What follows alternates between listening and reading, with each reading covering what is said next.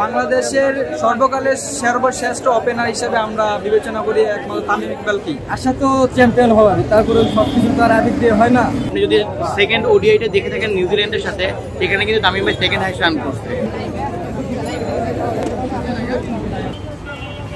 আমরা তামিমকে অবশ্যই দলে চাই, কারণ বাংলাদেশের সর্বকালের সর্বশ্রেষ্ঠ ওপেনার হিসেবে আমরা বিবেচনা করি একমাত্র তামিম ইকবালকে।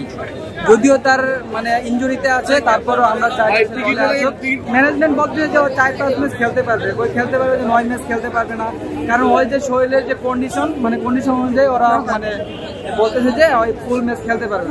সাকিব বলতেছে যে আমি ক্যাপ্টেন্সি করবো যদি তামিম ফুল সবগুলো ম্যাচ না খেলতে পারে।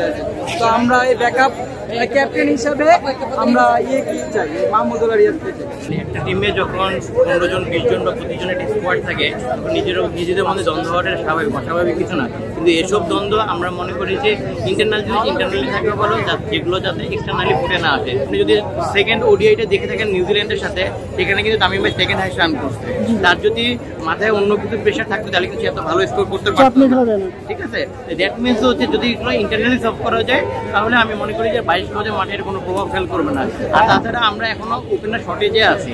লিটন ভাই, তারপরে তামিম ভাই ছাড়া কিন্তু আমাদের কোনো অপশন নাই। সুতরাং তামিম ভাই যতটুকু ফিট থাকবে না কেন, সে যতটুকু পারবে না কেন, আমরা চাই যে তারা 22 গজে মাঠে খেলে। তামিম যদি এক ম্যাচ খেলে তারপরে তাকে দলে রাখা, কারণ তামিম বাংলাদেশের সর্বকালের সর্বশ্রেষ্ঠ একজন ওপেনার। সে যদি দলে থাকে, যদি স্কোয়াডেও থাকে, তাতে বাংলাদেশ টিমের জন্য সেটা হবে অনেক গুরুত্বপূর্ণ। এবং সবাই যে জুনিয়র প্লেয়াররা তারাও অনেকটা আত্মবিশ্বাস ফিরে পাবে তার দিকে। বাংলাদেশের বর্তমান যে টিমটা, এখানে আমি বলবো যে সাকিবুল হাসানই অধিনায়ক হওয়ার জন্য যোগ্য। কিন্তু তারপরে যদি একান্তই না চায়, তাহলে বোর্ড থেকে যাকে দিবে তাকে মেনে নিতে হবে। আপনি কাকে দেখতে চান? মেহেদী হাসান মিরাজ যোগ্য। আশা তো চ্যাম্পিয়ন হওয়ার, তারপরে সবকিছু তো আর আদিক দিয়ে হয় না।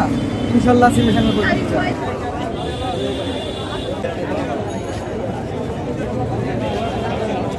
অবশ্যই তামিম ভাই হচ্ছে পারফেক্ট অবশ্যই দরকার। মানে যে ইনজুরিটুকু আছে, এখন বিশ্বকাপে এখনও দেরি আছে অনেকদিন। তো হচ্ছে তামিম ভাই যদি এই কদিন হচ্ছে যদি রিকভারি করতে পারে নিজেকে, উনি 5 ম্যাচ খেলতে পারলে হচ্ছে আমাদের যারা হচ্ছে তার ভক্ত দর্শক তারা খুব খুশি হবে। আর এটা যেহেতু হচ্ছে শেষ বিশ্বকাপ তামিম ভাই, তো অবশ্যই আমরা বাঙালি হিসাবে সবাই চাই তামিম ভাই খেলবো। এখন হচ্ছে প্রত্যেকটা টিমে হচ্ছে ভালো টিম, সেই ক্ষেত্রে হচ্ছে আপনার বিশ্বকাপ ইনশাল্লাহ ভালো করবে। এশিয়া কাপে যা হচ্ছে এর থেকেও হচ্ছে ভালো করার সম্ভাবনা আছে বাংলাদেশের।